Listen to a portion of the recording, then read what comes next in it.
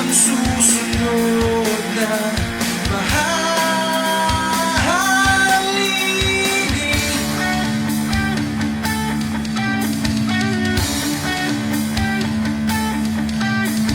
Sama-sama natin ngayong ipagpili itong pagtitipong kabataan tangi. Maburing marangal ng pagluwalhati,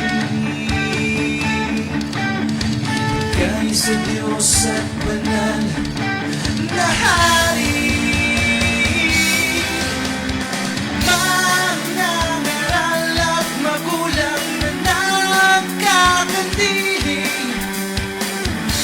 Kagaya kanding ipagkakapuri, bagong henerasyon ng lahing mabuti, silang susunod na mahalin.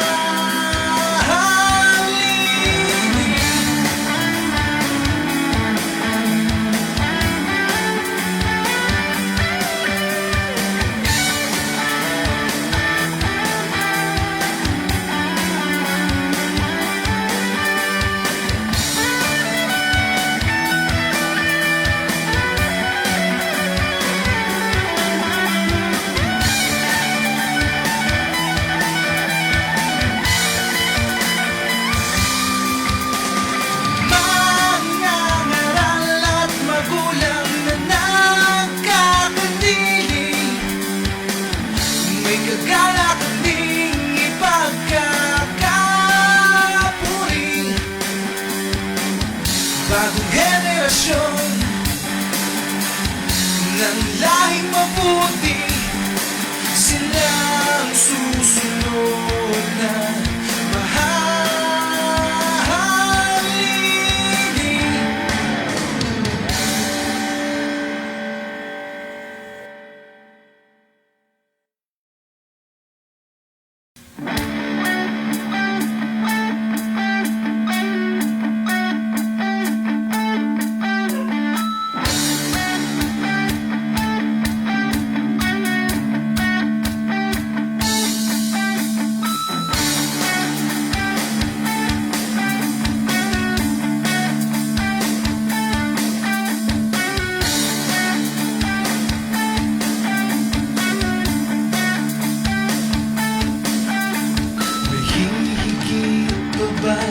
Sa kalwalhatian,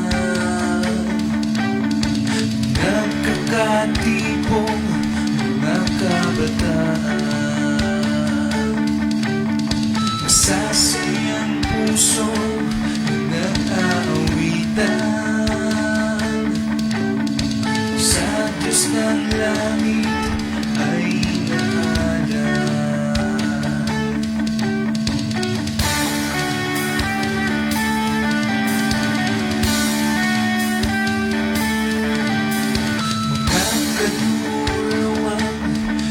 Sa hinalubos,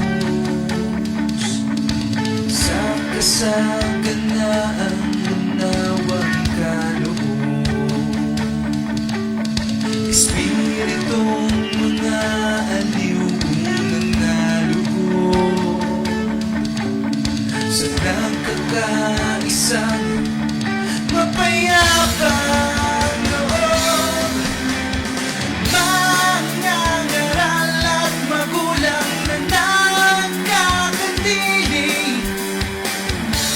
Kagaya kanding ipagkakapuri, bagong henerasyon ng lahing mabuti, silang susunod na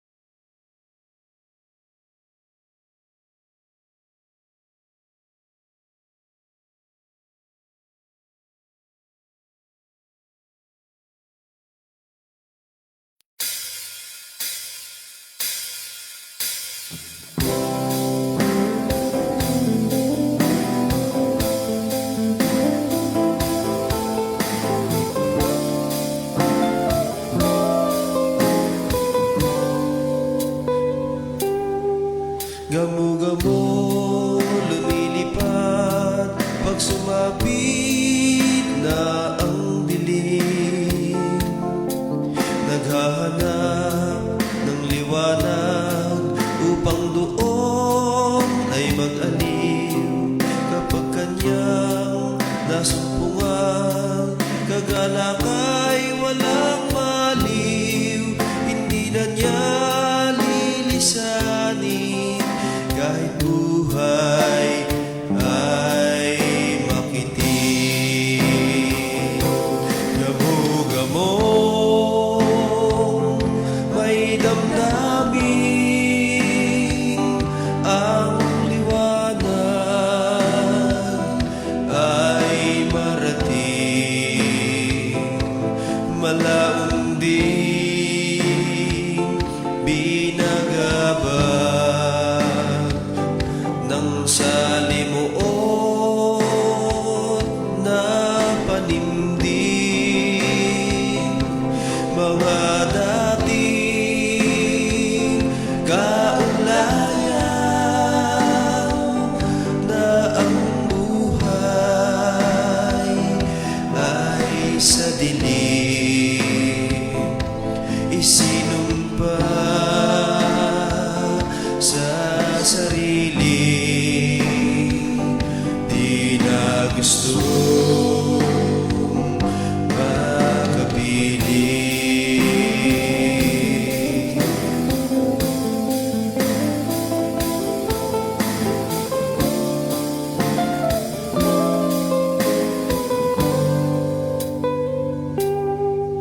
Tayong mga lingkod ng Diyos na tinawag sa IDB,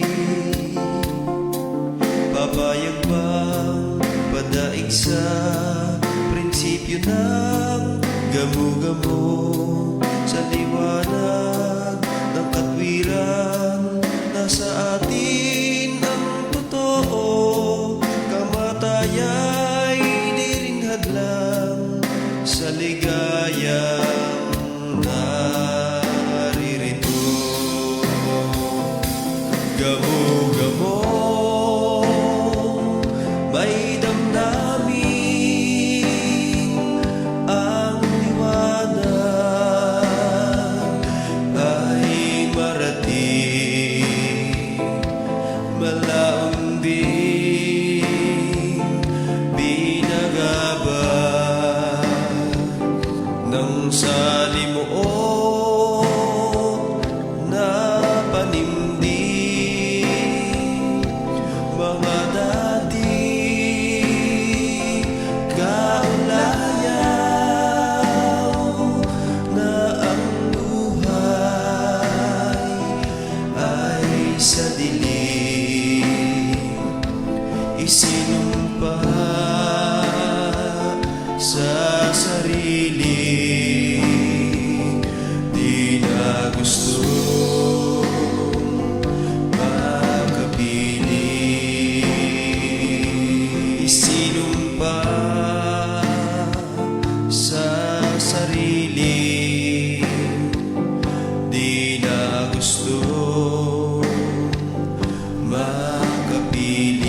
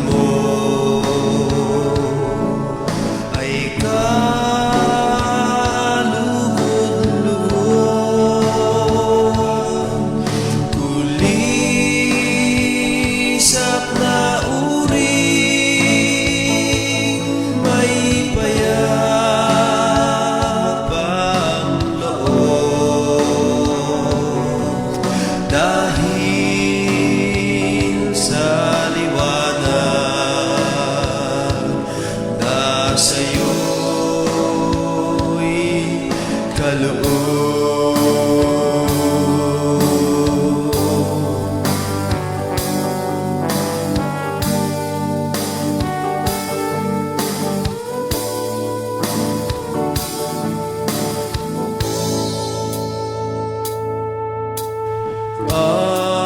awit na ito ay bigyan ng pansin, katwiran ng Diyos na sa atitang laudin. Ilaw sa landasing hahawi ng dilim, mapayapang buhay lulubog sa ating munting alitaptap na lalang ng Diyos. Ang katangian mo ay kalugod-lugod, kulisap na uring may payapang loob, dahil sa liwanag na sa'yo'y kaloob.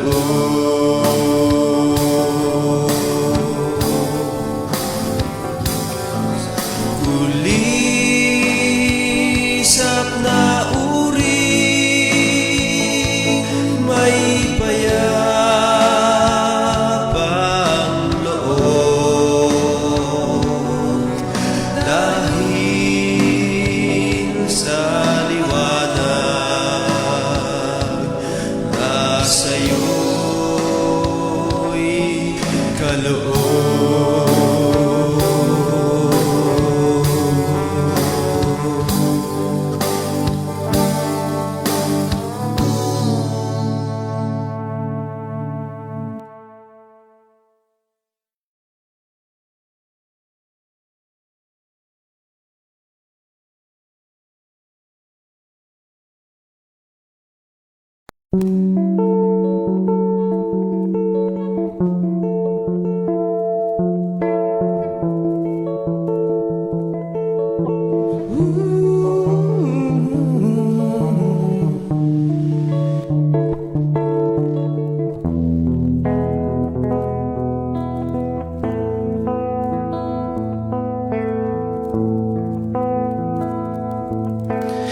Ang kabag-abagang narito sa mundo, ito'y daranasin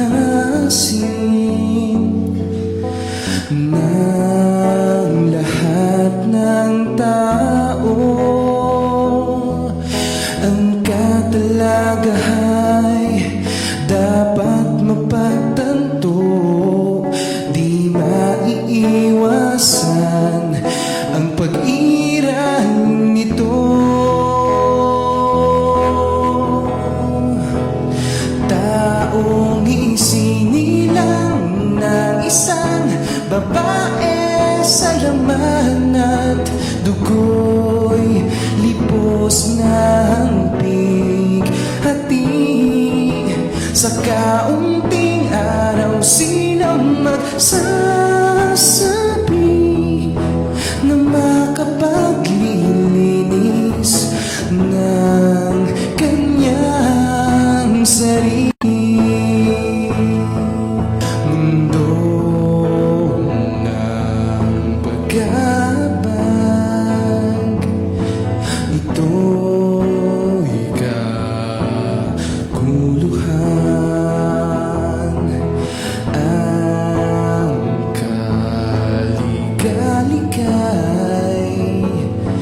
hindi mapipigilan. Ang kapayapa ay naglaho't lumisan, naiwan sa tao'y gawang kasalanan.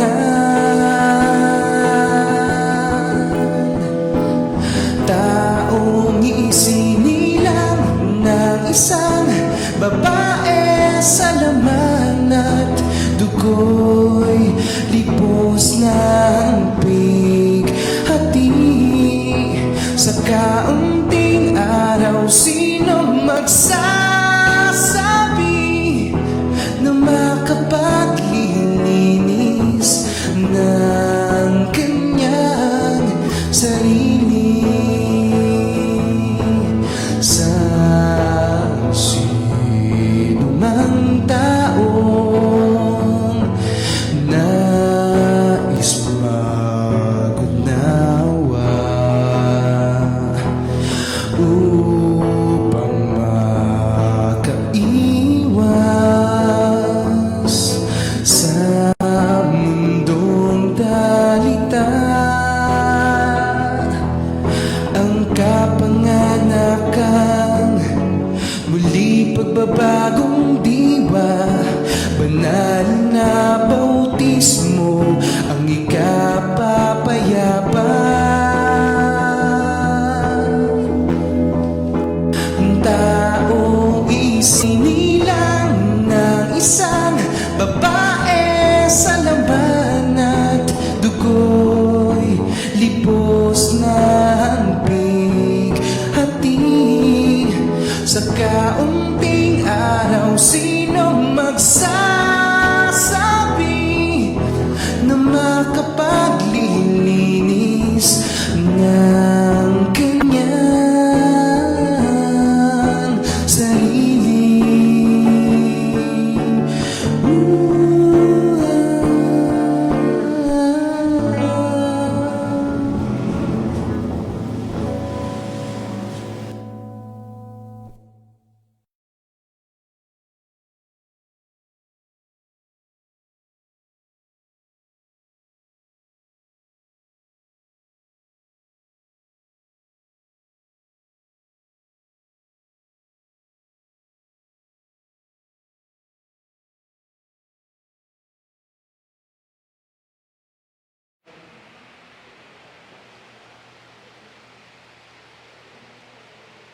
Hello. Magandang umaga mga kapatid. Maligayang araw ng pananambahan sa ating Panginoong Diyos. Tayo pong lahat ay magsitayo para sa isang panalangin. Sama-sama nating damhin ang presensya ng ating Panginoon. Dumalangin tayo. Amang banal na makapangyarihan sa lahat, marami pong salamat sa muli mong pagpapanatili sa lahat ng mga mabubuting kaantasan ng kalagayan ng aming mga buhay. Sa patuloy na paglakad ng panahon ay nananatiling inililigtas mo kami sa lahat ng uri ng mga kapahamakan sa aming paligid. Sa araw-araw ay amin pa rin tinatanggap ang init ng iyong mga paggabay at mga pangangalaga, pagkakaloob sa amin ng lahat ng aming mga pangangailangan sa pang-araw-araw naming pagtatalaga ng aming mga buhay. Salamat po, Panginoon, sa buhay naming hiram na hanggang sa mga panahong ito'y kinakasangkapan pa rin namin sa lahat ng aming mga mabubuting layunin sa araw-araw na dumarating sa aming mga abang kalagayan. Salamat sa lahat ng iyong mga biyaya na kumakatawan sa lahat ng mga pagtugon sa aming mga pangailangan sa araw-araw, lalo pat ito'y may kinalaman sa matutuwid naming pangangasiwa sa aming mga buhay. Salamat po sa mga kagamutan, kagalingan, panunumbalik ng mga dating antas ng kalakasan ng aming mga pangatawan na iyong ipinagkakaloob sa bawat isa ng iyong mga anak sa iyong munting bayan. Bagaman ang buhay sa aming paligid ay hindi nawawala ang pangilan-ngilang pagdalaw ng mga suliranin, kagaya ng mga krisis pangkabuhayan na kasalukuyan ay dinaranas ng buong bansa at ng buong sandaigdigan. Subalit, naririyan ka, Panginoon, upang kami ay gabayan at dulutan pa rin ng iyong pamamatnubay ng kapayapaan, ng pagkakaisa at ng pagpapahalaga sa aming pananampalataya. Sa araw na ito, kaming lahat na iyong mga anak mula sa iba't ibang mga dako ng mga bansa at ng sandaigdigan ay naririto at nagkakaisa ang aming mga diwa upang aming pong ganapin ang isang gawain na lagi mong hinahanap at hinihintay na isagawa ng iyong mga tunay na mananamba. Ito ang araw ng aming pagtitipon. Sa umagang ito, Panginoon, gaya ng iyong nasaksihan, amin pong inihahandog sa iyo ang aming mga tinig ng mga pag-awit mula sa mga sama-samang pagbigkas ng mga labi ng iyong mga anak, mga pasasalamat sa lahat ng iyong mga paggabay at mga pagtugon sa aming mga pangangailangan.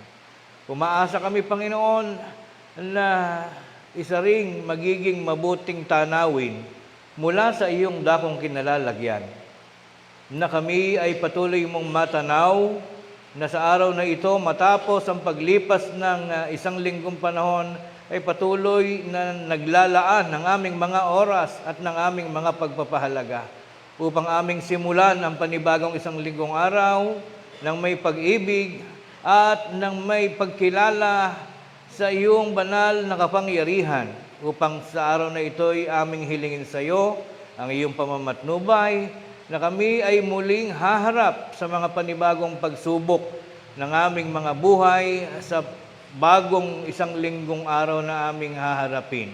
Bago ito, ay kami po ay labis na nagpapasalamat sa lahat ng mga bagay na naganap sa lumipas na mga araw, sa lahat ng mga pagkakandili, sa lahat ng iyong mga paghahanda ng aming mga kapaligiran, ng aming dadaanan. Kami patuloy mong inilalayo sa lahat ng panganib ng buhay.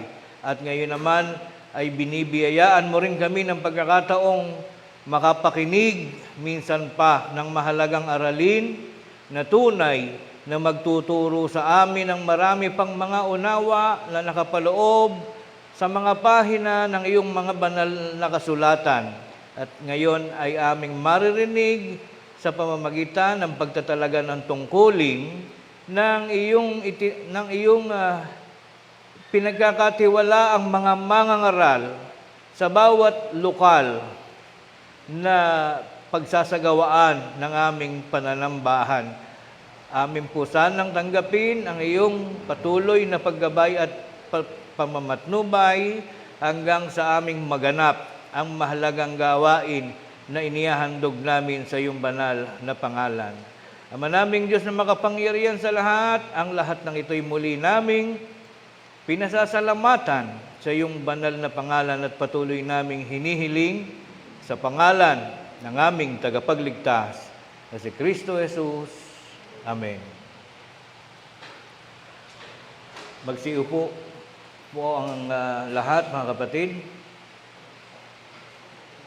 Sa pangalan ng ating Panginoong Diyos na buhay, na siyang naghahari sa langit at lupa at kaalinsabay ang paggabay at pangangasiwa ng kaniyang anak na si Jesucristo. Sa umagang ito ay nagpapasalamat tayo sa ating Panginoong Diyos at biniyayaan tayong muli ng mga lakas at pagkakataon na muling magkita-kita. Ngayon po ay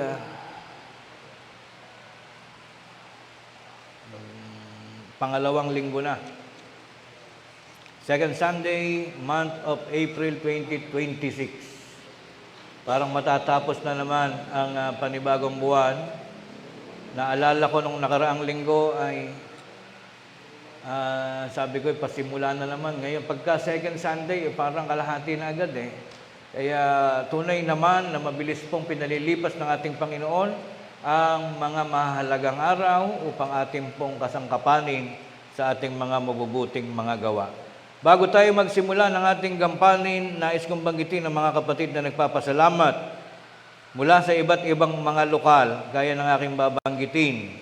Pasasalamat ni Brother Paul Kimwell Andal.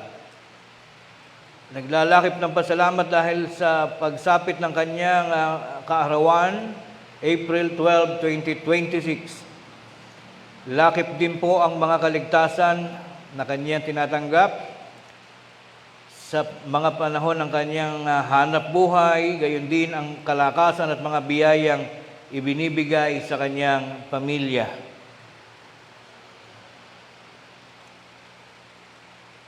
Ang susunod na naglalakip ng pasasalamat mula sa Canada, kapatid na Benedict Gilalas at ang kanyang may bahay, Sis Heidelin, para sa kaarawan ng kanilang anak. Haing handog na pasasalamat para sa ika-17 kaarawan ng kanilang anak na si Ashley Sarah Gilalas. At sa mga kaloob na hindi masayod at mga pagpapala at pagliligtas ng ating Panginoong Diyos na buhay. At ang huli, ang meron pa.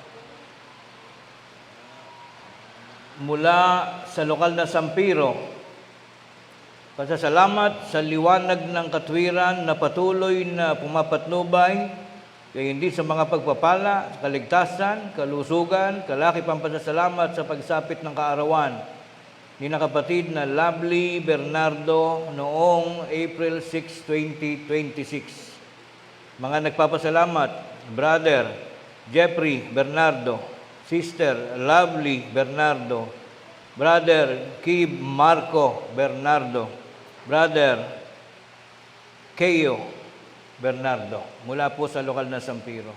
At mula po sa lokal ng Sampaloc, San Rafael, Bulacan,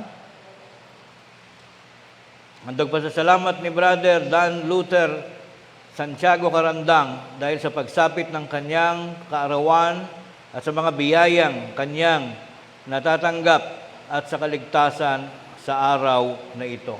Kaya bumabati tayo ng maligayang kaarawan sa lahat ng ating mga kapatid na nagdiriwang ng kanilang birthday sa buwan na ito ng Abril 2026. Ang ating pong paksang tatalakayin sa araw na ito ay isang maiksing paksa mula sa pagbalangkas ni kapatid na Reynante Santiago, ang ating administrative minister. Ang pamagat po ng ating pag-aaralan ay gaya ng ating mababasa. Ang mga digma,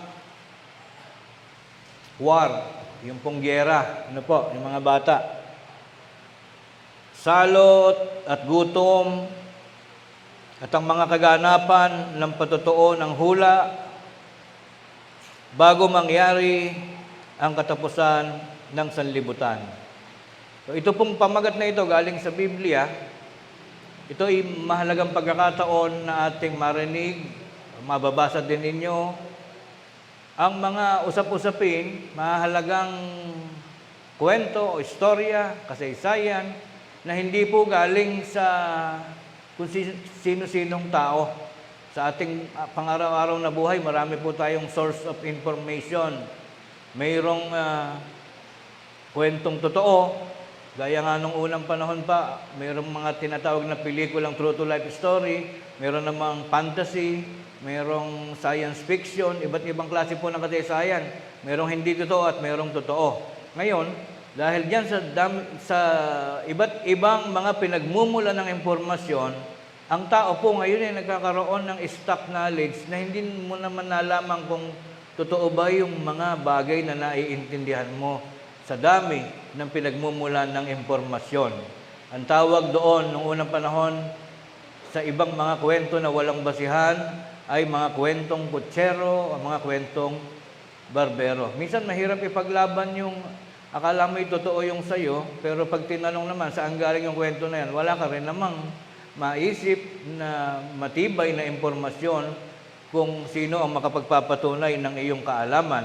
So this time, mahalagang pagkakataon po ito na ating mapag-aralan mula sa kinikilala at iginagalang na aklat ng impormasyon na pang buong mundo, buong kalawakan, buong sandaigdigan, sapagkat ito po yung mga kaalamang galing po sa kasaysayan ng daigdig at ng iba pang bagay dito po sa sanlibutan mula sa kwento na ginabayan ng ating Panginoong Diyos. Tungkol po saan? Unang-una, giyera, mga digma. Marami nagsasabi pag daw nagdidigmaan na, yun daw ay palatandaan na malapit ng magunaw ang mundo. Pagdating ng mga salot, ano yung mga salot? Mga pandemic, mga pagkasira ng mga halaman. Alam niyo ba, ngayon pati pala yung mga puno ng niyog ay sa Pilipinas, sa iba't ibang mga rehiyon ay namamatay. Yung mga matatandang puno ng mga niyog dahil sa salot ng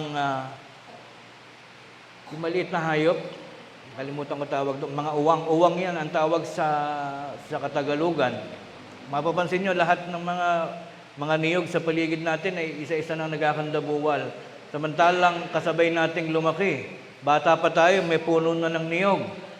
Tapos ngayon, nagkakawala ang niyog. Yun po yung mga salot, mga pandemic, o iba't ibang mga sakit na dumarating. Ano ang kinalaman nito sa buhay ng tao? Ito ba ay parusa ng Diyos? Ito ba ay hula ng Biblia? Ano ang kinalaman nito sa buhay? Na mahalagang matutuhan natin upang sa pagdating ng panahon na kinakailangan mo ng sagot sa ganitong mga tanong, ay meron kang maisasagot na meron palang binabanggit sa Biblia. Bukod po sa digmaan, mga salot, mga kagutuman o paghihirap. Gaya ng nararanasan natin sa panahong ito, hindi laging ganito ang panahon. Katulad ng mga pagtataas ng presyo ng bilihin, numero 1, ang pinaka sukatan niyan, ang pinaka push button na tinatawag, ay yung pagtaas ng gasolina. Tataas muna lahat ng presyo ng gasolina at pagkatapos sunod-sunod natataas ang lahat ng presyo ng bilihin at susunod na ang anda-anda ng paghihirap ng tao, hindi lamang sa Pilipinas, kung hindi sa lahat ng bansa. Anong kinalaman nito? Tunay ba na ang mundo ay malapit na matapos? Ano ang sinasabi ng Biblia tungkol dito? At ang mga kaganapan, sabi ng title, at ang mga kaganapan ng patotoo ng hula. Yung hula, marami pong klase yan.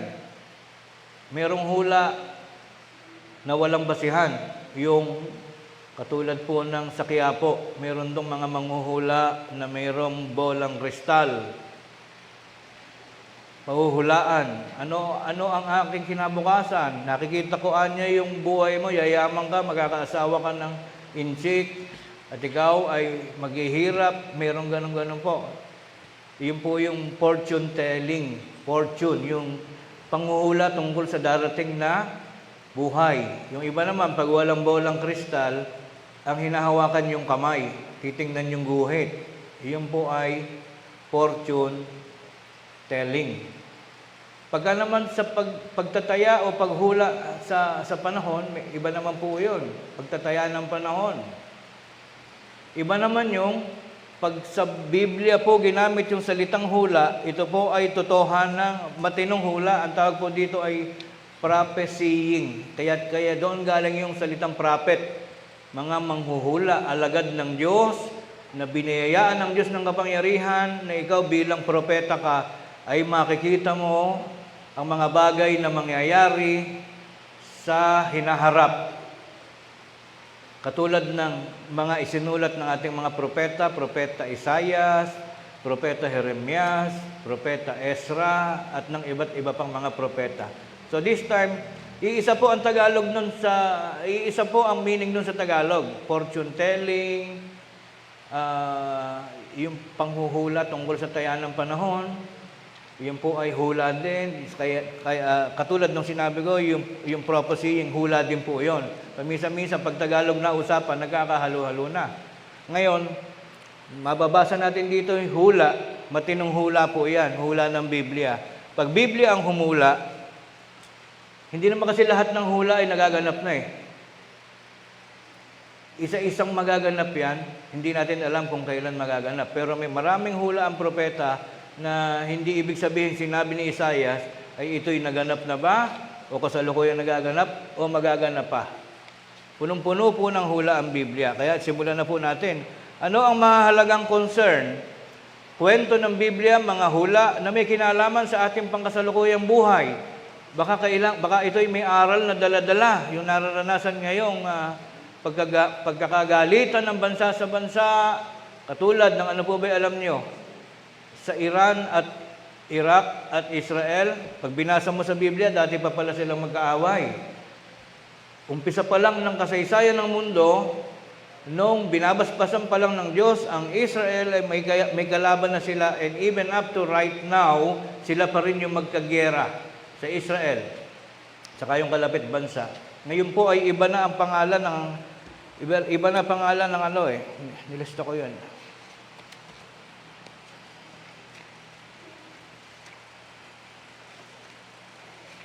Maraming mga pangalan po ng bansa sa Biblia. Ang Iraq, ang pangalan ng Iraq noong unang panahon sa Bible ay Babylonia. Ang Iran, ngayon Iran, pero sa pangalan sa Biblia noong unang panahon ay Persia. Yan po ay bahagi ng Mesopotamia. Yung Iraq, Syria, Turkey, at Iran. Yan po yung Mesopotamia. So pagka medyo nalilito kayo, binasa nyo sa Bible, pwede nyo tingnan sa modernong pangalan. Swerte nga yung Israel pa noong unang panahon, Israel pa rin hanggang ngayon, hindi na bago. Sapagkat bilang pagrespeto doon sa pangalan ni Abraham, si Abraham po ay siya rin yung si Israel. Pagka po binabautismohan kasi biniibay pangalan eh. Kaya yun po yung isang trivia na maibibigay ko sa inyo. Ngayon, sapagkat hanggang ngayon ay nag-aaway pa itong unang panahon pa ay nag-aaway na, ano ang kinalaman nito sa buhay natin? At ngayon ay nakikialam ang Amerika. At nagkakawindang-windang ang buhay ng buong mundo na maraming nagsasabi, yung gera daw ay parang set-up meeting ng mga matataas na powerful na tao. Kasi si Elon Musk daw ay nagpagawa ng pabrika ng kotse na hindi gagamitan ng gasolina. O magkaibigan daw ang Pangulo ng Amerika at si Elon Musk na pinakamayamang tao sa buong mundo ay maggera tayo para mabili yung aming produktong armas na pandigma at yung kotse kong pinagawa na napakarami na di baterya, di electric. So may mga espekulasyon na minsan ang mga digmaan kahit maraming namamatay, ang nagwawagi ay ang mga matataas na pinuno na ang hangad ay paunlarin yung kanilang mga negosyo. Mag-uusap-usap daw po yung mga may kinalaman sa produkto ng construction, yung mga semento, kasi di ba after po ng giyera, ang susunod nun ay rehabilitation. So pag nawasak ang bansa, yayaman yung may pagawaan ng mga construction. Ganon din ang iba't ibang mga bagay. Pero siyempre, kwento ng tao yon. Kailangan natin hindi muna mag-relay doon. tatanong tayo sa Biblia. Baka meron bang hula ang Biblia? May binabanggit ba tungkol sa ganitong buhay? Simulan po natin.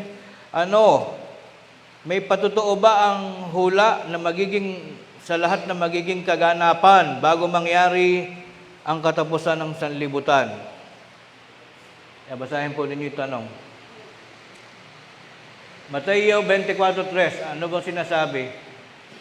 Yung mga bata, tandaan nyo mabuti. Very seldom. Madalang natin pag-aralan ito, no? Lahat pala nung nagaganap sa mundo, nasa Biblia.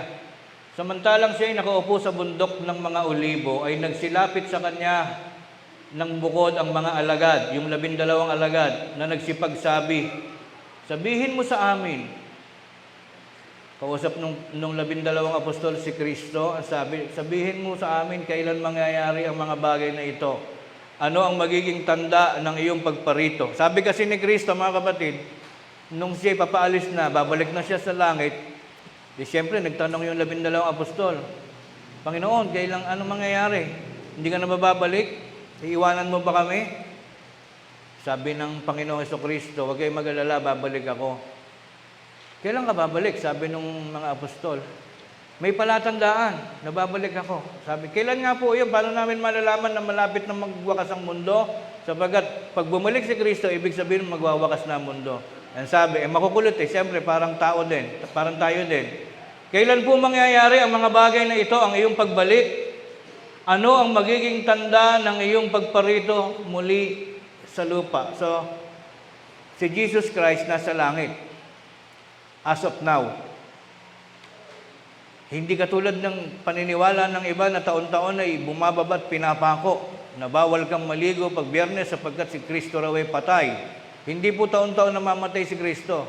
Si Kristo po, ang ating Panginoong Kristo ay nasa langit na, kapiling ng Ama sa kanyang kanan. Ang sabi niya, babalik siya. Ano ang palatandaan ng kanyang pagparito bago magwakas ang sanlibutan? Meron po palang hula na may palatandaan. Puntahan natin yung palatandaan. Kung tawagin ay mga distinguishing marks.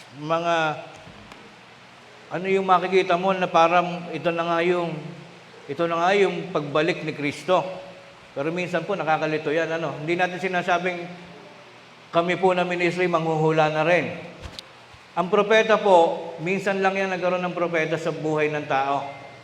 Ngayon po, yung mga present na ministro po, kami po, tagabasa lang ng Biblia, kung meron pong ibang mga pastor na nagsasabing sila'y propeta din, hindi po yun totoo. Ang katayuan po ng pagiging propeta ay hindi na nauulit. Minsan lang pong nabuhay ang mga propeta. Ang trabaho nila noong unang panahon bilang prophet ay magsulat ng mga prediksyon o mga hula na magaganap sa buhay na ito.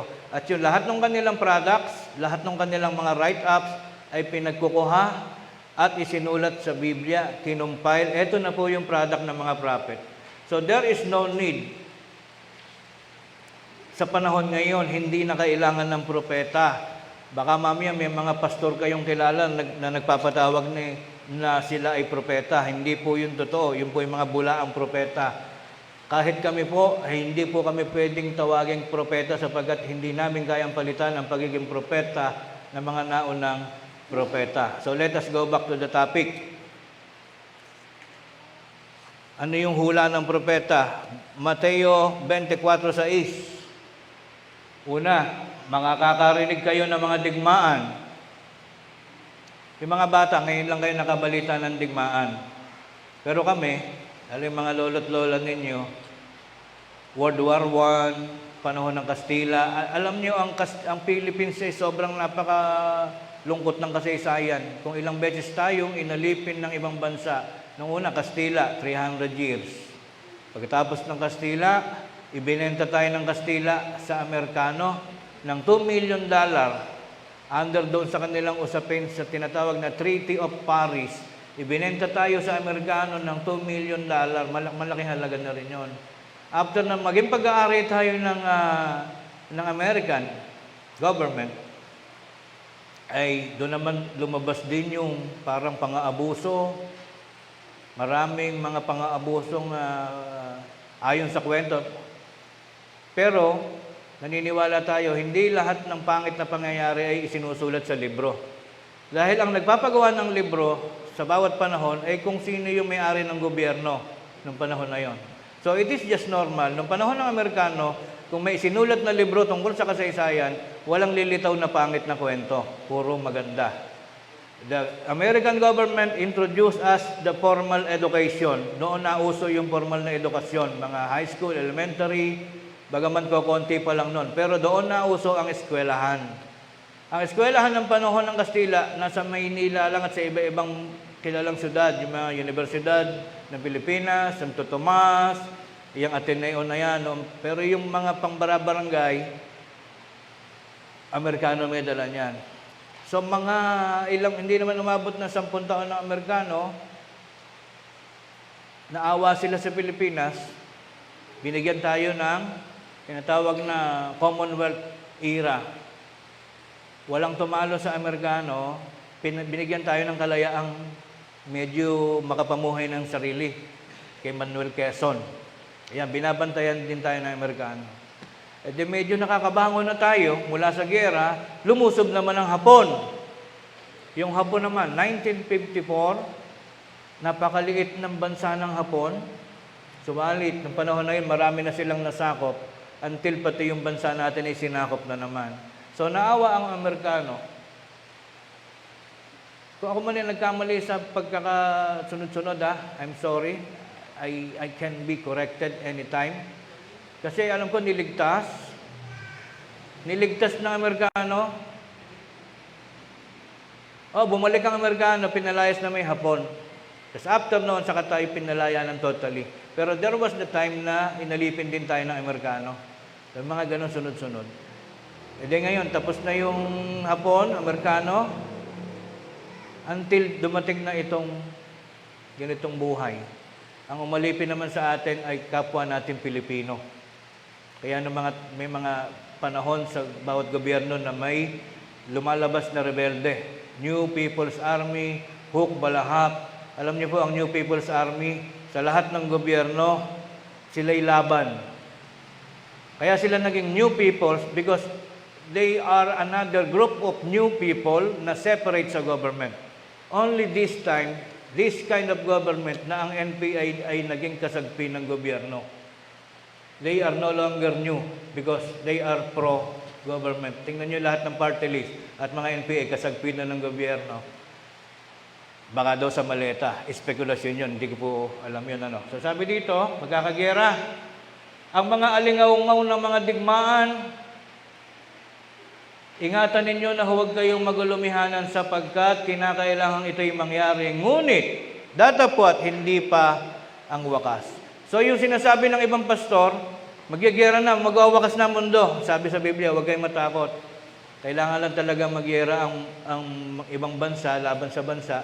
Pero, this is not yet the end of the world. Hindi pa yun ang wakas. Huwag kayong matakot na magugunaw-una, hindi pa raw yun. Continue. 7. Sapagkat magsisitindig ang bansa laban sa bansa at ang kaharian laban sa kaharian, at magkakagutom, lilindol. So lahat na to nangyari na, no? Yung mga bata ba, nakaranas na kayo ng lindol? Hindi pa. Nung kami sa paaralan, merong mga fireman na nagtuturo nung yung earthquake drill. Gagaling nila. Ang edad nila, mga 21, mga gano'n, kapapasok lang. Nandiyan pa ako sa kabilang school. Maaangas. Ganito ang gagawin pag lilindol. Yung mga Hindi ko kasi sinasampalataya masyado yung mga forma nila na yun, yung hold, duck, gano'n. Kasi pagdating ng lindol, tatakbo ka na lang eh. Hindi naman nagkakatotoo yung tinuturo ng mga bombero na yun. Hindi ko sinisiraan ng bombero, ha. Pero dahil sa katuwaan ng aking isip, pagkatapos nung nag-drill na yon, tinanong ko yung mga batang bombero, sabi ko, mga Brad, kayo ba nakaranas na ng lindol? Kasi ang alam kong very tremendous earthquake na naganap na nasaksihan ko in 1990 at parehas na July yun eh. Yung gumuho ang sa Baguio University, tapos ako noon nakasakay sa jeep. Yung gulong ng jeep na sinasakyan namin natanggal na gano'n, gumigewang biglang natanggal at nabagsak kami sa... Akala ko'y katapusan na ng daigdig nun. O na-experience ko yun. Natuwa ako dito sa mga nagtuturo na mga bumbero. Ano kung magturo? Ganito gagawin nyo. Tapos hindi ko naman pinahiya. Sabi ko, Brad, nakaranas na ba kayo ng tunay na lindol? Totoo po, hindi pa eh. Yung ako sinasabi ko sa inyo eh. Hindi, pero talagang nangyayari sa buhay ng tao, kaya ako tinatanong. Ang hindi ko naranasan, yung kinikwento naman ng mga magulang namin, yung tinatawag na kwento ng Ruby Tower, na bumagsak ang pinakamataas na tower yata sa Manila pa noon, during that time, 1970s or 60s, Ruby Tower, ang daming namatay. Hindi pa ako pinapanganak noon. So, sa lahat ng mga lindol na gano'n, nagaganap po, Ngayon, yung mga bata na to, hindi ko alam kung may naranasan na silang lindol. Sana wag na kayo makaranas. May gutom. So, lahat na yan, nararanasan na natin. 8, datapot ang lahat ng mga bagay na ito ay siyang pasimula pa lang ng kahirapan. Hindi pa pala pagkagunaw. Pasimula ng kahirapan. So, what is the learning? Yung tanong pa rin. Huwag kayong magtatanong sa mga ngaral, ito na po ba yun? Kasi hindi pa rin namin masasagot eh. Pag nanganak ako, mahirap na Pilipinas. Panahon ng ating Panginoong Kristo, mahirap na rin nun. Nagigera na rin nun. Ano kaya ang learning na ituturo sa atin ngayon ng aral na ito? Maya-maya ating maintindihan po. Huwag muna kayong magulumihanan na ba't nagigera na. Alam nyo kaya mahalaga yung kwento na to. During year 2000, mayroong iglesia po, maraming group of religion na lahat ng kapatiran inutusan na ipagbebenta nyo na yung inyong mga lupa at bahay. Actually, may mga nabiktima noon, kamag-anak pa namin eh. Binenta ang bahay, binenta ang lupa, at inyong iambag sa iglesia, yung pinagbilan. Sabagat nung year 2000, pumanik sila sa bundok at sasalubungin nila ng alas 12 ng gabi ang pagparito ng Panginoong Kristo. Bakit naniwala yung mga kapatid? Kasi nung mga time na yun, may lindol na rin. Ang Gulf War, mga kapatid, lalo na sa mga kabataan, hindi nyo na-recall because hindi pa kayo pinapanganak. Gulf War, ganito rin, Middle East. Ngayon kasi 3 bansa lang sa Middle East eh. Nung tinatawag na Gulf War, nung kami college, 1990, buong Middle East na yun nagdidigmaan. Ay, nasaan na yung kwento ko? Maraming natakot noon. Nagpunta sila sa bundok, sinalubong nila yung Panginoong Kristo. Ang problema, alauna na, wala pa Kristo. Nag-umaga na, wala pa Kristo.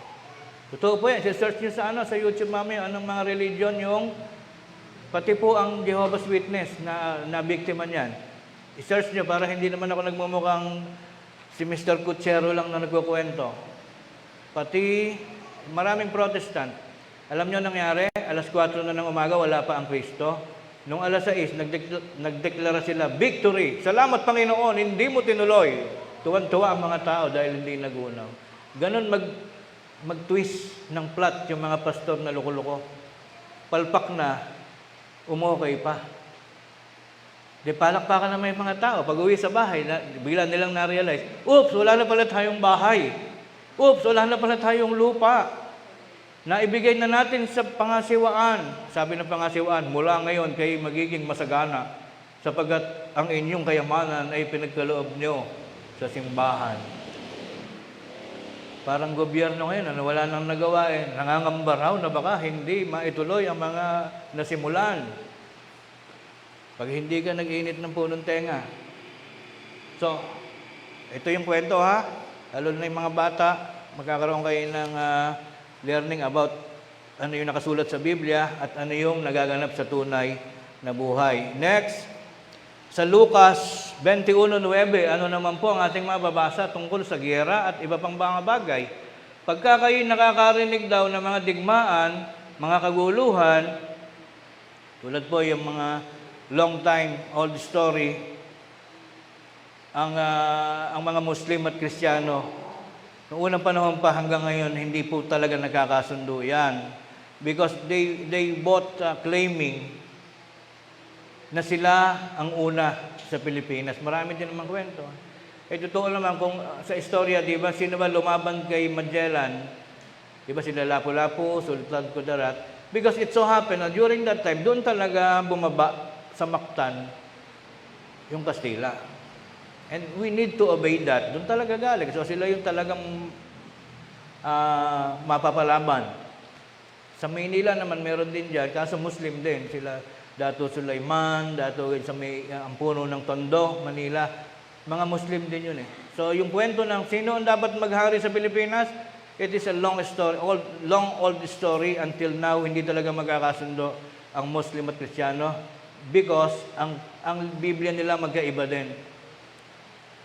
Paano mo babatikusin ng argumento yung paniniwala nila, ang Bible nila ay Quran, tayo ay Bible, na ganitong Bible. Hindi talaga, it will never happen. Basahin natin. Huwag kayong mga sindak sapagkat kinakailangan mangyari muna ang mga bagay na ito. Datapwat hindi pa malapit ang wakas. Hindi pa raw magugulo ang mundo. Don't worry. Kailangan lang maganap ang mga bagay na ito. So pag nakarinig kayo ng mga nangangaral na magsipasok na higa kayo sa aming iglesia sapagkat malapit nang magunaw ang mundo, hindi po totoo yun. Hindi po malapit. Pwedeng mamayang gabi maganap. Dahil darating daw ang pagwawakas, gaya ng isang magnanakaw na hindi nagpapaalam. Di natin sinasabing malayo pa, di natin sinasabing malapit na. Ang ang premise natin doon, hindi natin alam. Pero malay mo, baka mamaya, magunaw na. Yun yung, kaya dapat laging maging alert, alisto. Next, Apokalipsis 1:3. Ano naman ang hula pa dito? So lahat po nito, hula Mainam na yung alisto tayo. Ano yung mga hula? Apokalipsis 1:3, mapalad ang bumabasa. Kaya mapalad po kayo, nababasa nyo na. At ang nakikinig ng mga salita ng hula at tumutupad ng mga bagay na nakasusulat doon sapagkat ang panahoy malapit na. Kaya sinasabi ng iba, contradicting kay Biblia. Sabi kanina, hindi pa ang wakas. Pagdating naman dito, ang panahoy malapit na. Kaya, we need to be alert. Dahil hindi mo alam kung saan ka dadalhin. Sabi kanina, malayo pa. Dito naman sabi, malapit na. Ano gagawin mo? Mawawalan ka ng tiwala sa Biblia. Ano ba, niloloko mo ba kami? Balik mo kanina. Lucas 9:11.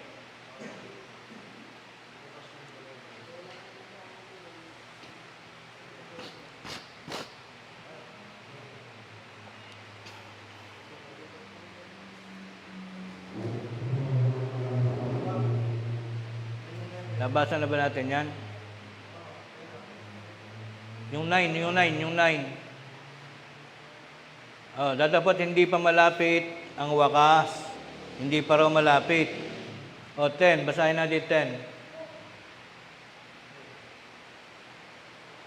10. Na magkagayoy sinabi niya sa kanila, si Kristo, sinabi sa mga apostol, magtitindig ang isang bansa laban sa bansa. Di ba yung Ukraine, nilabanan yung Russia. After a while, ngayon naman, gera-gera na naman. At ang isang kaharian laban sa kaharian, 11. Magkakaroon ng malalakas na lindol, naganap na. At sa iba't ibang dako ay magkakagutom.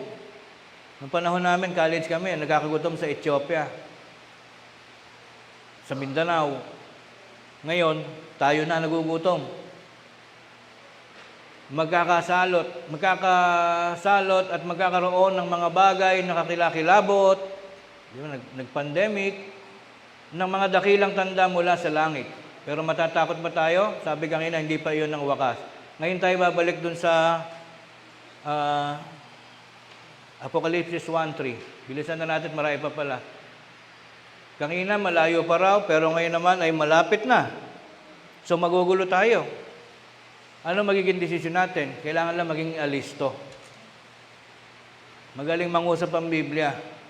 Pag sinabi sa'yo yung, huwag ka muna mag-worry, dahil hindi ka mag-worry. Pagbasa mo sa'yo, mag-worry ka na, malapit na.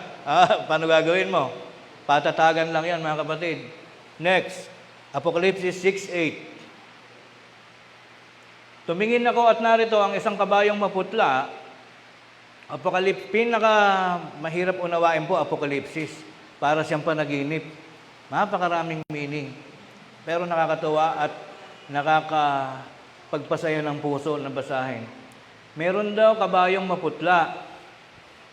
Ang nakasakay dito ay may pangalang kamatayan. At ang Hades ay sumusunod sa kanya. Ang Hades po, yan po yung libingan Libingan. It can be sementeryo, it can be buhanginan, disyerto, pwede yung dagat, kasi may mga namamatay sa dagat, kinakain ng pating, pag nalunod yung barko, patay na lahat. So, ang ibig sabihin ng Hades, it is a place where we put our dead, mga relatives. Lahat ng patay, hindi naman kasi lahat napupunta sa sementeryo. Yung iba, pinapakremate, sinasabog sa dagat. So, yun po yung Hades. Sila'y pinagkalooban ng kapamahalaan sa ika-4 na bahagi ng lupa na pumatay sa pamamagitan ng tabak. What is ika-4 na bahagi? 1/4 of the population of the world ay binigyan ng karapatan na mamamatay daw 1/4. Nangyari na ba ngayon yun? Kung ito-total mo siguro yung namamatay sa buong mundo, baka ewan ko kung nakaka 1/4 na. Pero hindi natin dapat ubusin ang oras natin ng pagkatakot o pag-intindi kung kailan yun, 1/4 ang mamamatay. Huwag mo na intindihin yun. Dahil habang iniintindi mo, baka sa'yo pa maganap yun. Sana, pinagkalooban, kapamahalaan sa ika-4 na bahagi ng lupa na pumatay sa pamamagitan ng tabak at ng mga gutom, ng salot. Yung pandemic, di ba, naganap? The first chance na nangyari ang pandemic ay, kung di ako nagkakamali, ay 1900, nang sumigat yung influenza. Alam niyo yung influenza ngayon, di ba, katrangkaso lang yon, sasakit ng mga kasukasuan mo, tapos hindi ka makakapasok sa trabaho ng 3 araw. Bakit? May trangkaso. Trangkaso lang pala eh. During the year 1900, nang unang lumabas ang influenza, it was the first pandemic that happened. I don't know if it was the first, pero siya po ay pandemic. Buong mundo ay maraming pinatay. Pag sinearch nyo sa Google, noong year na yun, noon yun naka-face mask din lahat ng tao sa buong mundo, sapagkat ang mahawahan ng influenza o trangkaso ay namamatay. Noong time na yun, walang gamot. Pero na-develop yung gamot sa influenza. Diba ngayon, ano ba ginagamot natin doon? Paracetamol lang naman o analgesic ba? O gano'n, parang bioflu lang. Noong panahon namin, bata kami, ang gamot lang nun sa may lagnat, Royal at saka Skyflex. Ngayon ang bata, mayroon pang newborn screening, kung ano-anong bakuna. Pag nahulog, lahat ng ninang ay nasa ospital at dinalaw sapagkat pina-CT scan. Kami noon, pag nahuhulog, ginaganon lang kami sa baba ng mga magulang namin, tsaka binubo. Okay ka na, sige, maglaro ka na. Nagkakandahulog kami sa puno ng bayabas, kinakalog lang kami. Sige. Pasok na sa loob. Pag binatukan ka ng kaklase, kukontrahin mo lang sa ilalim kasi mabobobo daw. O di ba ngayon, ang daming kaartehan na. Okay, next. So, lahat na yan, nangyayari na. Mabilisan na natin.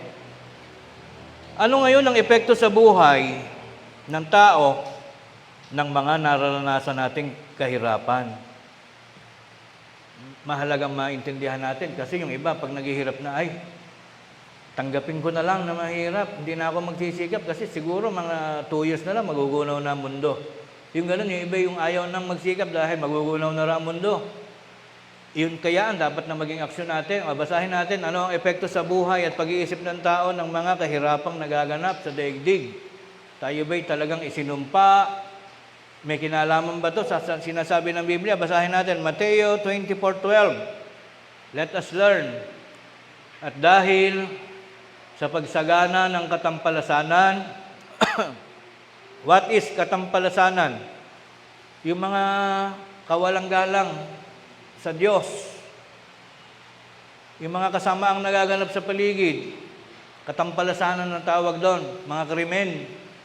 Hindi na natatakot sa batas ng tao, sa batas ng Diyos. Ang tao wala nang pakialam. Hindi na nagsisimba, hindi na sumasamba, wala nang relihiyon, wala nang pakialam sa mundo, wala nang pag-alang sa Biblia. Yun ang tinatawag na katampalasanan. Ang pag-ibig ng marami ay lalamig. Nangyayari na po ba ngayon? During our time, usong-uso nun ng iba't ibang religion. Ang sarap alalahanin ng mga panahon na yun, 1980, noon pa lang tumatayo ang mga religion. Yang lahat ng religion ngayon sa paligid nyo, noon pa lang nagsisimula. Ang tao nun mahilig sa Panginoong Diyos. Ngayon po, unti-unti na rin nawawalan ng hilig. So, nangyayari, lumalamig. Lumalamig ang pag-ibig. Nauso ngayon yung bahala na. Next, 24:12, Hebreo 10:38, Gis 38. Binabasa lang po natin. Paano kung meron kayong gustong, uy, maganda yon, tatandaan ko yon. Wala po itong puwersahan na. I just want you to learn something from the Bible na, uy, panag-aralan namin yun, meron pala nun. Kayo ngayon na mag-adapt kung, since naniniwala po tayo lahat sa Biblia, may bagay kang maaalala. Ganun nga pala yung pinag-aralan namin. Ano po? Hebreo 10:38, ngunit ang aking lingkod na matuwid ay mabubuhay sa pananampalataya. Kahit may digma, kahit gutom, kahit nagpa-pandemic, nagkakaroon ng salot, hindi yan dahilan para ikaw ay mawalan ng gana sa paglilingkod. Nawalan ka ng hanap buhay, nawalan ka ng puhunan, lulungkot-lungkot ka, hindi yan dahilan para ikaw ay huminto sa paglilingkod. Sapagkat ang tunay na lingkod, mabubuhay sa pananampalataya. Kung siya ay umurong, paatras. Iba po yung stop sa umurong. Yung stop, ang Tagalog nun, hinto. Yung umurong, dire-diretso pa rin sa paglakad, kaso patalikod, paatras. Lumalakad pa rin, ngunit malamig na. Baka po tayo yon. Let us try to check ourselves. Checkin natin, baka tayo na yung nanlalamig. Tayo na yung dahil sa problema ay paurong, hindi pasulong. Hindi kinalulugdan ng aking kaluluwa. Galit daw ang Diyos doon. Next, Isaiah 5:20. Ito ang malala. Mababaligtad ang lahat ng mga katwiran ng tao. Darating yung panahon. Palagay ko ngayon na yun eh. Pagbasa kayo ngayon ng Facebook, nababaligtad. Our president is the best president of all time because he was able to maintain the justice and the blah, blah, blah. Oh my God! Wala nang nagawa, tapos siya pa yung the best. Dahil nasa hula pala yun. Isaiah 5:20, sa aba nila na nagsisitawag na ang mabuti ay masama. Na-experience nyo na ba yan? Nasa paningin nyo, sama-sama naman ito, pero ba't mabuti ang tingin nila? Ang pangit-pangit ng ginagawa, tapos ang tingin ng iba ay maganda raw. Nagkakagalit ang mga tao dahil sa magkakaibang paniniwala na nababaligtad na. So time will come, maraming tao, na ang magiging tingin nila sa mabuti ay masama. At ang masama ay makikita mo bilang mabuti. So nagbabaligtad. At inaaring dilim ang liwanag. Nangyayari na po ba yun? Yung kung ano yung pangit ay nagiging maganda sa lahat.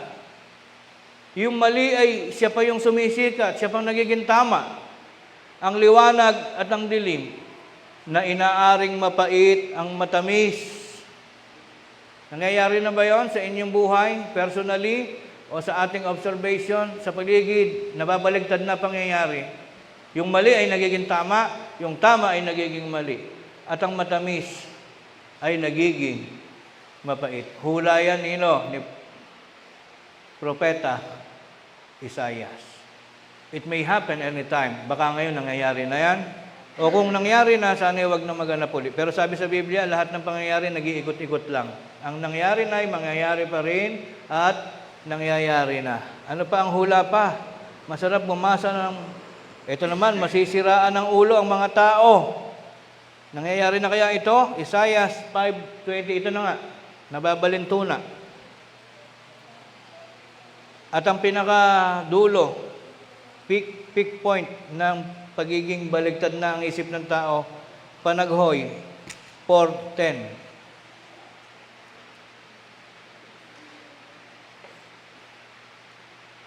Ang mga kamay ng mga mahabaging babae ay nagluluto ng kanilang sariling mga anak. Ito ay parang pang-horror to, ano? Nangyari na ba to sa isang normal na kalagayan ng isang nanay? Normally, ang anak mo, aalagaan mo, di ba? Pero time will come, makakakita kayo ng palatandaan. Sa pusa, nakakita na ako. Sa baboy, nakakita na ako. Sa aso. Pero sinerch ko, yung bagong panganak, na aso pala, pag nakita niyang ang anak niya ay weak, mahina, kinakain niya. And people would think na naluluka yung nanay. Hindi pala.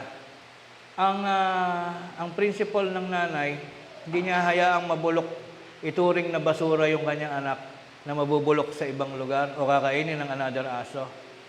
She would rather siya nakakain. Ewan ko kung makakapag-observe po kayo nun.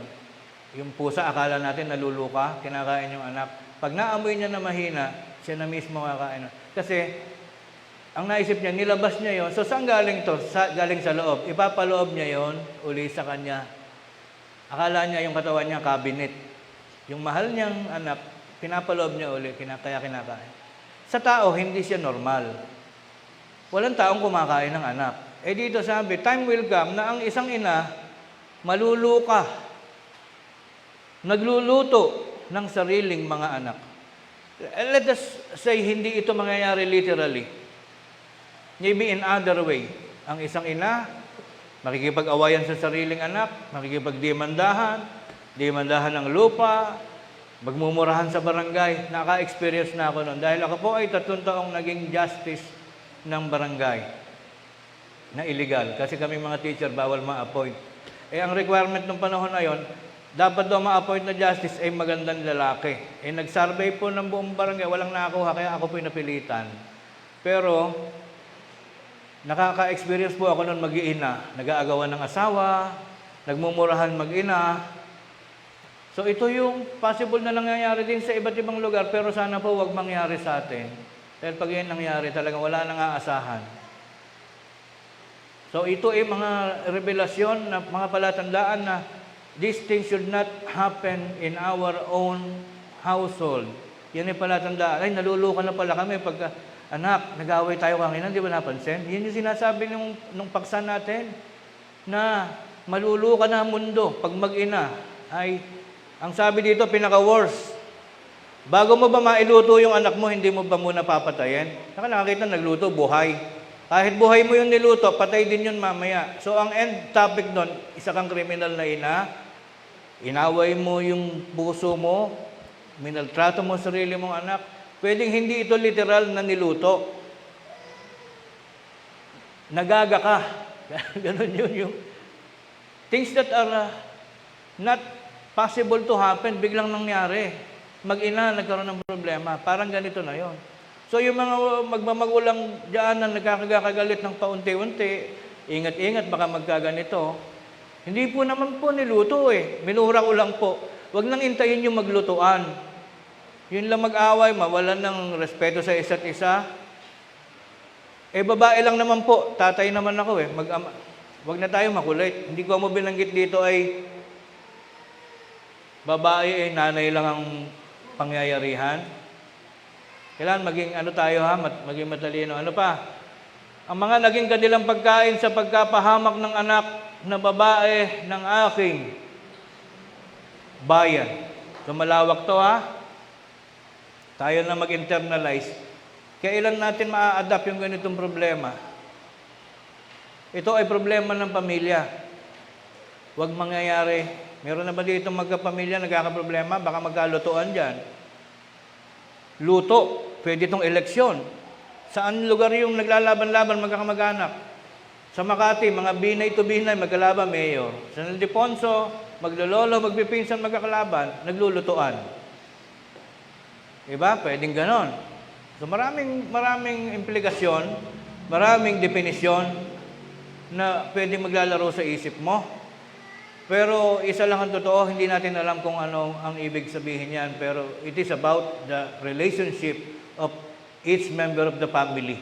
Na maging aware tayo na hindi dapat magkaproblema ang magkakapamilya. Lalong kahit saan, hindi ka dapat magkaproblema kahit kanino, sa pamilya man o kahit saan. Let us maintain peace and order. Next, ano pa? Yung iba kasi matatapang.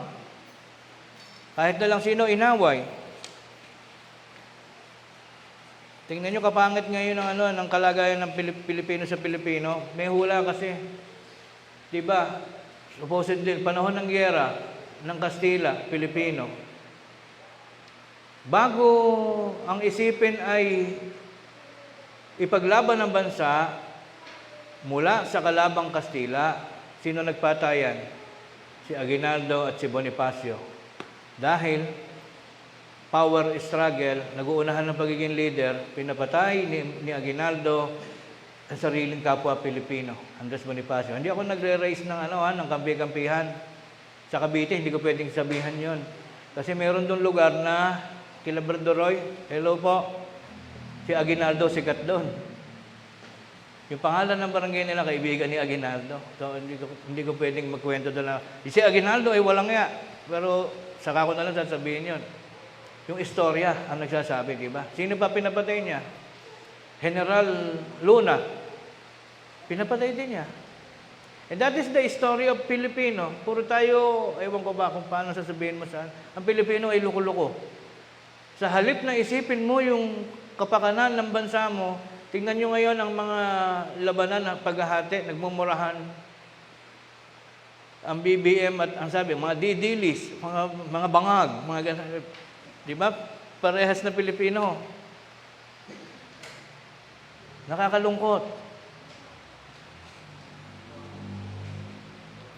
Nagkakagulo talaga. Nasaan na tayo? 4, 10, 12. Sa lugar-lugar na ang hanapin ay kung saan napunta yung mga perang tinangay, ang gusto ay kalimutan na raw, sabi ni Lacson at ni Tito. Matutuwa ka ba nun pag may isip ka? Yun naman kumakampi na loyalist kami. Mga kapatid, I will just teach you the difference of loyalist, yung loyalista at tanga. Yung tanga, pangit yung salita eh. Kaya lang kumain ng bulok, napagkamalang bulok. Yung tanga. Kaya kumain ng galunggong na bulok, napagkamalan niyang hindi bulok. Pero accidentally, nakain niya. Because tanga siya. Yung loyalista, kahit alam na alam mo ng bulok, kakainin mo pa rin. And that is the difference of tanga and loyalista. Loyalista kami. Ibig sabihin, kahit tarantado na yung inaanuhan mo, kasama ka pa rin. Mas mahigit yung tanga. Mas matino yung tanga kaysa sa loyalista. Pag-aralan natin, nung minsan may nagtitinda po na, this is just a story during the election. Although may sarili akong pagkatao, meron akong sariling gusto, just like you. Being the pastor, dapat di ako nagsasalita, di ba?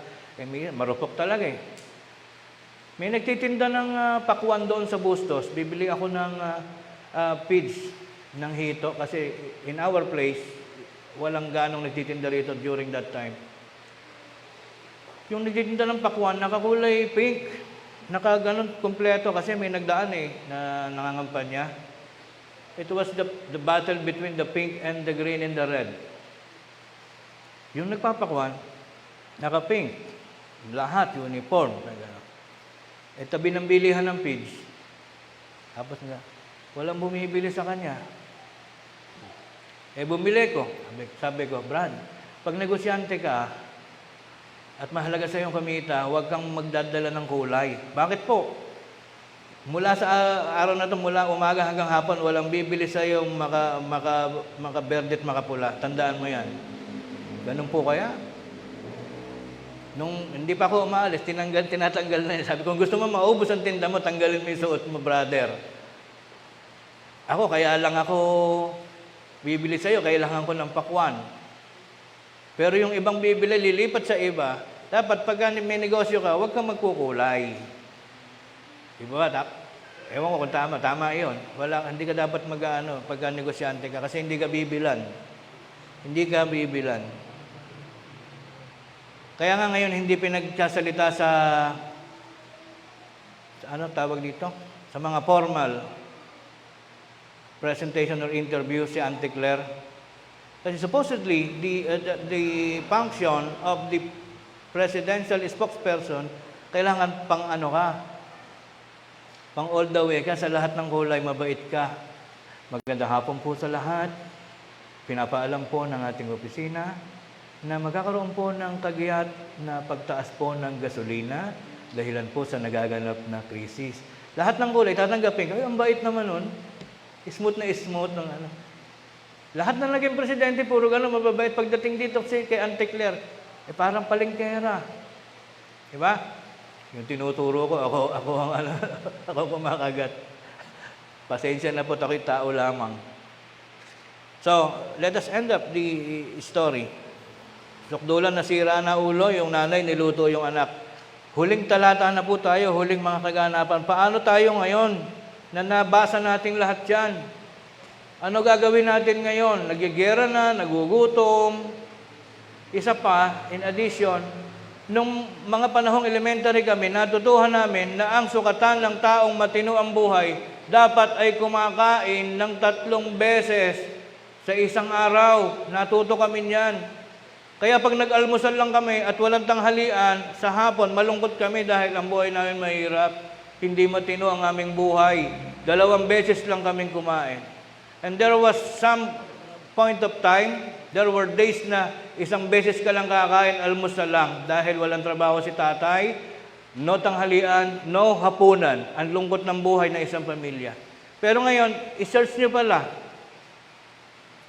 ang isang matinong paraan pala ng pagdadala ng pagkain sa katawan ng tao, it should be dapat 1 beses lang sa isang araw. The worst is, iba yung kung ano yung worst, iba yung pinaka-better. If you could do this, kakain ka after every 4 days. Yun ang magandang flow ng antas ng kalusugan sa katawan ng tao. Bakit po? Kasi, hindi ako doktor ha. Hindi po ako dietitian or whatsoever. Nagre-research lang po. Bagay na kaya nyo naman gawin. Yung mga taba natin at yung mga sinasabing bad cholesterol, something like that, bad bacteria. Pagka po walang laman ng bituka, ang i-consume natin, ang kakainin ng ating, kung tawagin na yung bituka, pero actually hindi yung bituka kumakain. Yung our digestive system will eat all of the fats, mga sobrang taba, yung mga sakit na virus yan eh. So walang makakain yung ating digestive system. Kakainin lahat yun. Lahat ng lahat ng bakterya sa katawan mo kakainin. Dahil bakit? Kasi hindi ka kumakain ng food eh. So, mariregulate yung katawan natin, titinungayin yung buhay mo, yung kalusugan mo magiging maayos. What is the proof? Sabi ng science and history, nung unang panahon, na hindi pa uso bahay, hindi pa uso kalan, there were no refrigerators. Ang mga tatay, ang trabaho niyan, mamana ng mga, tawag dito, ang tawagin niya nangangaso, pero hindi actually kinakain ng aso. Yun ang mali, pag sa Tagalog nangangaso, sa English, hunting animals. So normally, ang hinahunt po noon ay mga usa, yung mga kabayo, ginagalang yan dahil means of transportation. Anything na pwede kinakainin ng panahon na yun. Nakahunt ka sa umaga, ay hindi. Magagaya ka pa ng pana, pupunta pa kayo, hahanap pa kayo sa gubat. Hindi normal na ang tao noon ay kumakain ng almusal. Dahil ang pagkain mo, huhulihin mo pa, iluluto mo pa, it's only in the afternoon na meron ka ng inihaw na baka. Only one time, busog ka na. And there were no refrigerator, kaya ubusin nyo ngayon lahat hapon yan, kasi bulok na yan bukas. And tomorrow, we will find another one. Hindi normal po na kumakain ng 3 beses ang tao noong unang panahon. Pero, pag tinignan mo sa Biblia, ang haba ng buhay nila. 800 taon, ganito, ganyan. Kaya ngayon po, in addition, in relation with our topic, hindi ko amot 1 beses ka lang kumain sa isang araw, ay mahirap ka na. Lalo yung lumalaban ngayon ng mga beauty pageant, mga Miss Universe, hindi sila kumakain ng 3 beses sa isang araw. Yung matitinong pangangatawan na kung tawagin natin, ganda naman, no? Gusto ko niyan, idol ko yan, yung malaki katawan. Yung parang ganito, hindi sila kumakain. Diba Brad Behel, ano? Hindi sila kumakain, yung mga lalaban ng contest, puro muscle, hindi sila kumakain. Konting-konti lang. So, ang buhay pala baligtad, ano? Nagaganap yung kangina. Akala natin, ang matinong buhay, yung kain ka ng kain. At pag wala kang makain, mahirap ka na. Ito, nagaganap na. Ang matino pala, ay yung hindi ka nagkakakain. Yung ganun. Sabi nung iba, ayoko maging magsasaka kasi madali kang mamamatay. Lagi kang pagod. Gusto ko yung namamahinga lang. In reality, mas mahaba pala buhay nung magsasaka. Bakit? Kasi batak na batak. Laging pinagpapawisan. O yung laging namamahinga, madaling ma-stroke. Kaya nagaganap yung sinasabi, di ba? Yung mga baligtad, hindi yun ang nagaganap. Nagkakabaligtaran na ngayon. Next, may learning po ba? Sana po meron ng konti. Ano ang gagawin natin ngayon matapos nating mabasa at marinig ang lahat? Unang Korinto 15:58. Kaya nga mga kapatid kong minamahal, kayo'y magsitatag. Ito lang po ang tawag dito, moral lesson natin for this week. Maging matatag no matter what the problem is. Hindi pagugunawin ng Panginoon ang mundo. Maging matatag, huwag makilos. Laging sumagana sa gawa ng Panginoon. Huwag mawawalan ng tiwala sa Panginoon. Yamang nalalaman ninyo na hindi walang kabuluhan ang inyong gawa sa Panginoon. Let us try to have this example. Pero pagpasensyahan niyo ako kung ano ang topic. I am trying to just observe. I don't want to comment, pero minsan nakapag-comment. Itinatanggi ng gobyerno ngayon na wala raw problema, napakalakas daw ng ating president. Nagpunta raw ng Bataan, and then the next day nagpunta na Amerika, pero puro picture. Ayaw aminin. Pero nag-appoint ng acting president. Kung hindi ka ba naman nag-iisip ng malalim, di ba? Malakas pala, ba't may acting president? Di ba mga ganung bagay kasi hindi na ano. Pero dapat nag-iisip tayo palagi. Sabi dito, kahit anong problema, maging matatag. Example lang yung akin. Sa religion naman, ano-ano yung mga problema dumarating sa buhay ng pananampalataya? Ano yung reason ba't nawawalan ka ng pananampalataya? Dapat huwag makilos. Dito, nalalaman ninyo na hindi walang kabuluhan ang inyong gawa sa Panginoon. So, wag daw pong makilos. Another one, Colossus 1:23.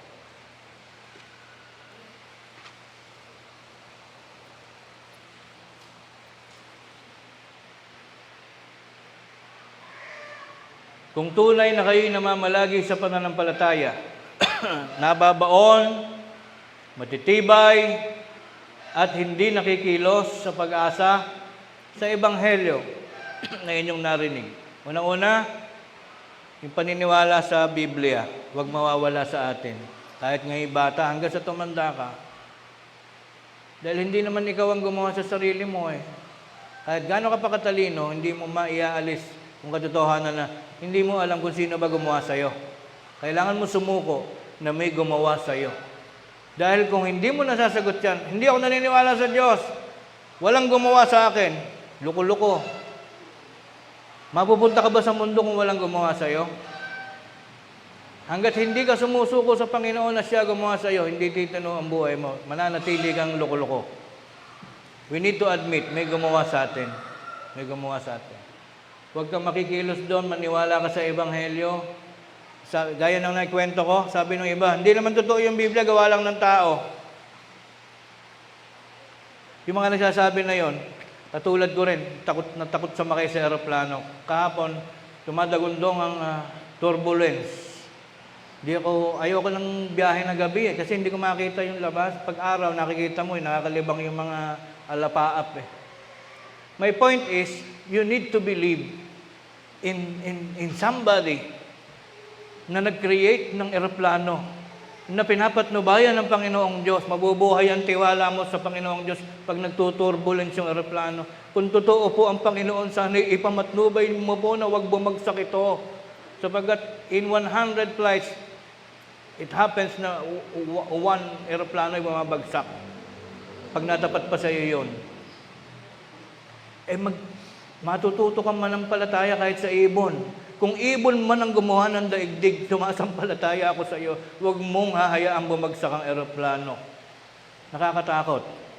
Pero nakaka-enjoy din.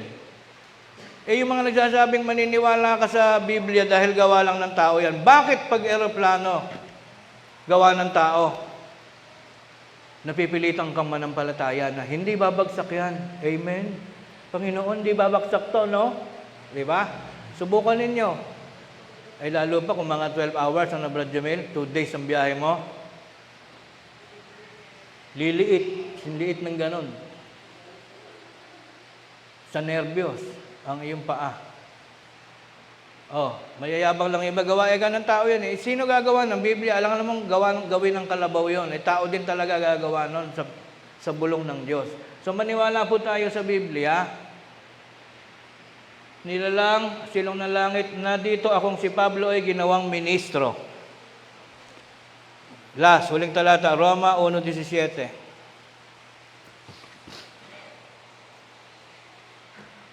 Sapagat dito ang katwiran ng Diyos ay nahahayag mula sa pananampalataya hanggang sa pananampalataya. Kailan ka nagsimulang manampalataya? Let's say 13 years old. Kailan siya matatapos? Nagsisimula daw sa pananampalataya hanggang sa tumanda ka, kung kailan ka magtapos ay dapat nananampalataya ka pa rin. So 80 years old ka na ngayon, nagsimula ka ng manampalataya, 13. Dapat from that time up to 80 years old nananampalataya ka. Hindi pwede kapatid yung pa-absent ka. Hindi pwede yung bigla ka mawawala. Ang batas sa Biblia, ang panahon ng pananampalataya, mula sa pananampalataya hanggang sa dulo ng buhay mo nananampalataya ka. Gaya ng nasusulat, ang ganap ay mabubuhay sa pamamagitan ng pananampalataya. Hanggat buhay ka, mananampalataya ka. Yan ang mahalagang aral na binuo ng mga talatang ating binasa, mga kapatid. Hindi tayo naglalayon na takutin ang bawat isa, kundi bigyan tayo ng samot-saring impormasyon tungkol sa kung paano tayo magiging matured. Matured by way na marami kang nabasa sa Biblia, alam mo sagutin ang lahat na nagaganap. Sinabi sa Biblia yan, okay lang yan daw yan, wag kang muna matakot. Ganito, ganyan, ganito at ganon. Ngunit ang pinakamahalaga, magkaroon ng pananampalataya sa kabila ng kagutuman, ng digmaan, at ng iba't ibang mga suliranin. Pinakamahalaga ang magkaroon ng Panginoon sa ating buhay. Maraming salamat mga kapatid, magsitayo po tayong lahat.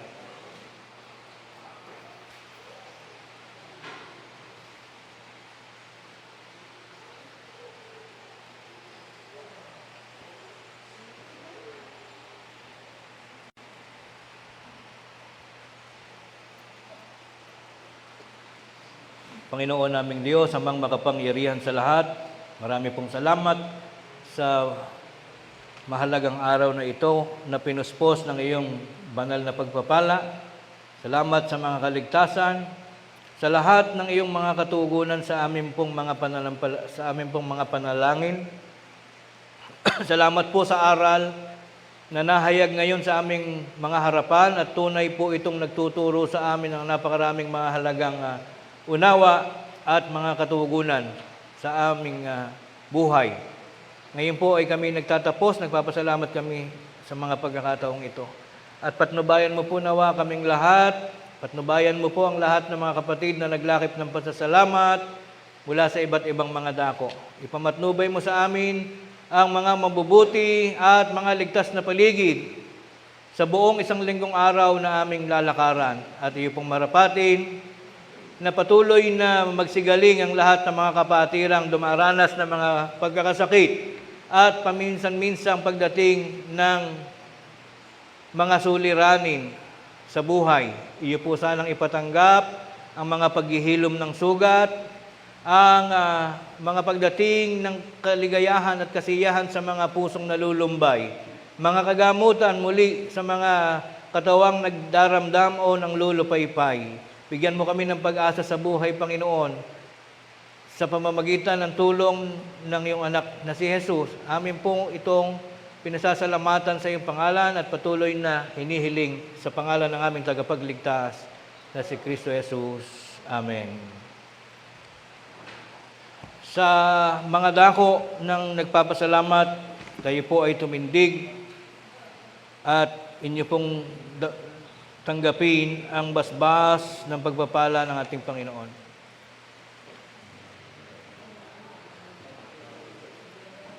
Bilang 6:24. Mga kapatid na naglalakip ng pasasalamat, sa bisa ng karapatang ipinagkatiwala ng Diyos sa kanyang kinakasangkapang maangaral, tanggapin po ninyo ang basbas ng pagpapala, kasama na rin ang lahat ng mga kapatid sa bawat dako. Tanggapin natin ang pagpapala ng Panginoon. Pagpalain, nawa kayo ng Panginoon at ingatan kayo. Paliwanagin nawa ng Panginoon ang kanyang mukha sa inyo at mahabag sa inyo. Ilingap nawa ng Panginoon ang kanyang mukha sa inyo at bigyan kayo ng kapayapaan. Mari na po tayong magsiupo. Narito kami na iyong alipin at pipisan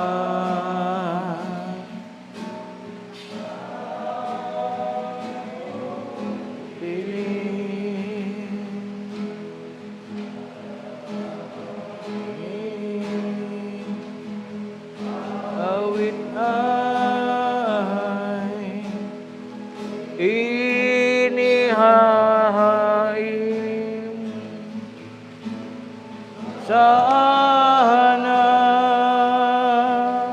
ay marapati.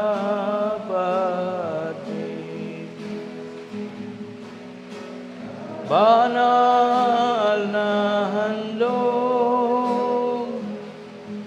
ang tanging alay ang iyong lingkod ay bendisyon na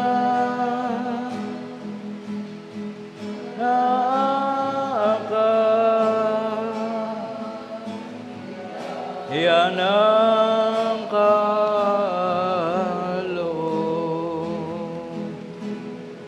ang handog na ukol sa Espiritu ay tungkulin na lingkod ni Kristo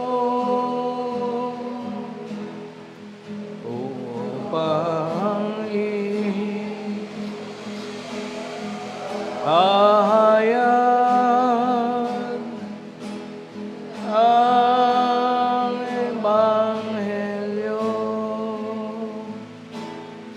na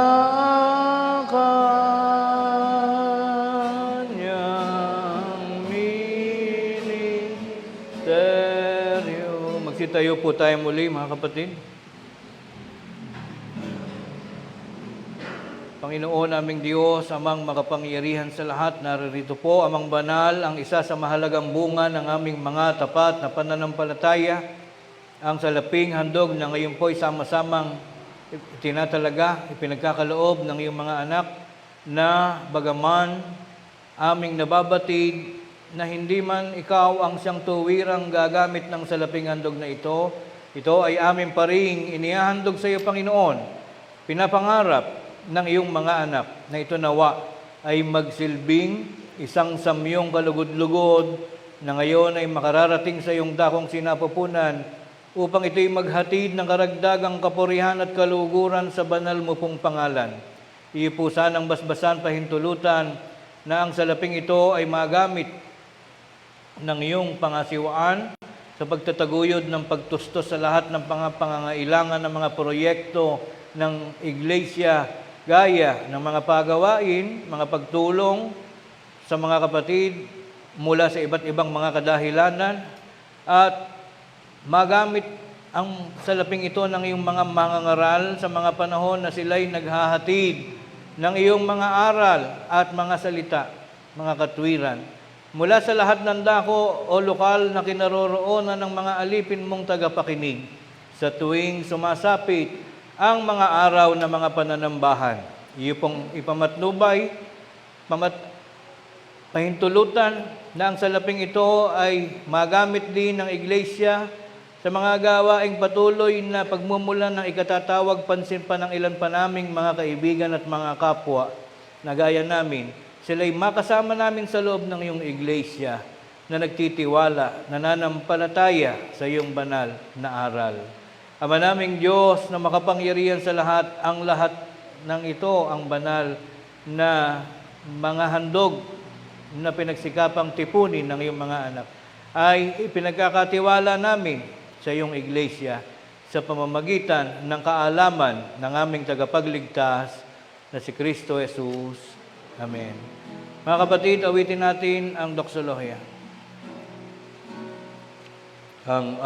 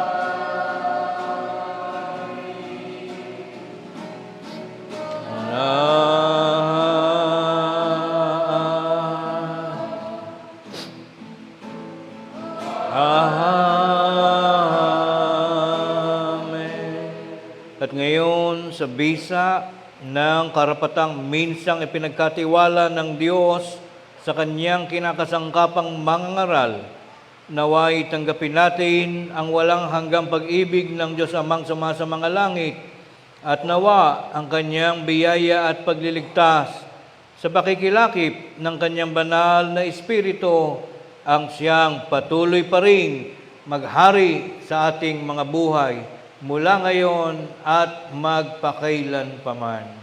Amen. Maraming salamat mga kapatid.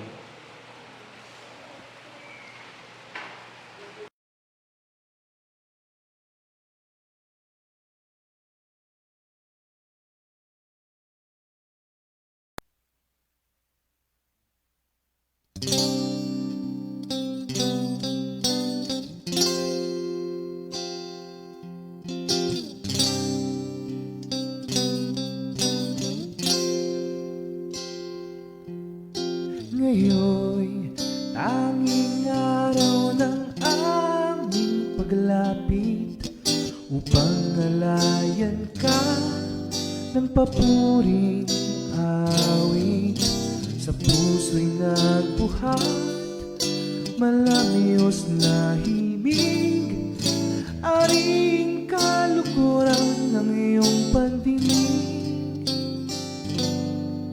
Di na malilimot ang iyong pag-ibig, sa amin nagbukas ng bagong daigdig. Liwanag ng buhay sa aming paligid, likha ng aral mo, nahulog ng langit.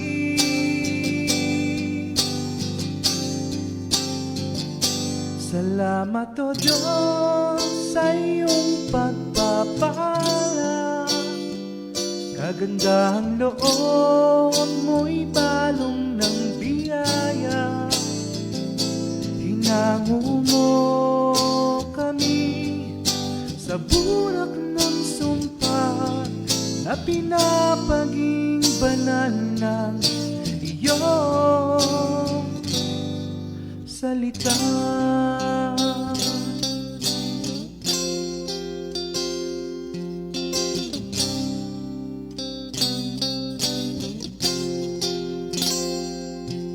Ang kautusan mo'y aming lalakaran, anyo ng masama'y pilit iiwasan.